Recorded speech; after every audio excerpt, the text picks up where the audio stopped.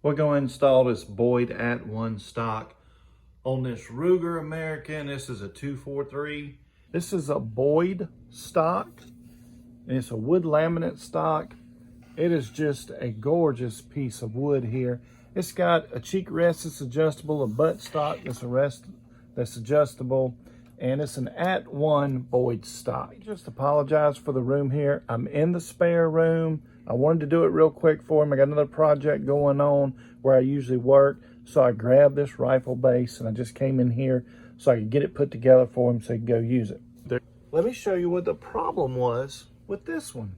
If you had tried to put this on the gun, it couldn't slide far enough forwards here. So you'd have been in trouble if you had epoxy inside this gun already and you weren't able to assemble it. So this rifle has an adjustable trigger. You see the screw right here that's sticking out? You screw that in and you increase your trigger pull to 5 pounds. You screw it out to the position we've got it, and you can bring the trigger pull down to 3 pounds. We want it to stay at 3 pounds, but when I put this in, that small screw sticking out, there's not enough space in here for it. Okay, this is where your trigger group goes in. And it was hitting right here on the top. So I made a mark in there. I don't know if you guys can see that or not. It's gray. I've got a little gray Sharpie. I made a mark in there. So I've got to take my Dremel and I've got to cut a small groove in the front here so that'll fit.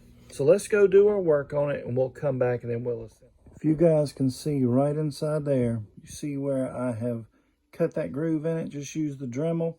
I just needed it at the bottom where it's going to sit. I didn't have to come all the way to the top with it because it'll slip into position. And I did a little sanding right inside here to add a little room so the magazine would drop in and out. So let's check the fit real quick. We got the gun put together. Now this is not permanent. See how tight the gap is here? It was not tight like that before. It was the front lug right here. It had to slide this way just a little bit. So I took my Dremel and I cut it out here, and right up underneath here, I had to cut it out so it would come this direction just a tiny bit so that it would match up. So in here, we're gonna put a little bit of grease. Also gonna apply grease here to where those lugs are gonna attach. We're gonna put some grease in this hole. We do not want to get any of the epoxy here on the barrel, in the hole on the screw or here, and also right back here. We've got some thick grease on the barrel. We don't want the epoxy to stick there.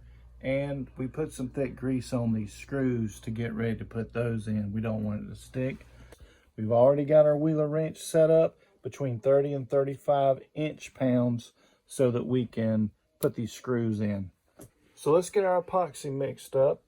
Let's put it inside here and back here, and then we'll mount these guys in here. Take a quick look at the fit on this. Isn't that nice? They did an excellent job making this. This thing is just beautiful.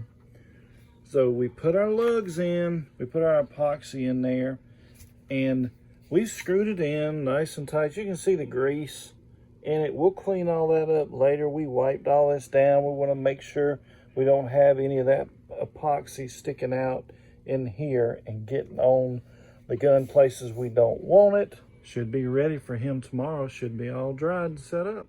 That stock looks beautiful on this gun. Man, that turned out really nice, didn't it? Look at the wood grain in that. He is ready to go hog hunting with this.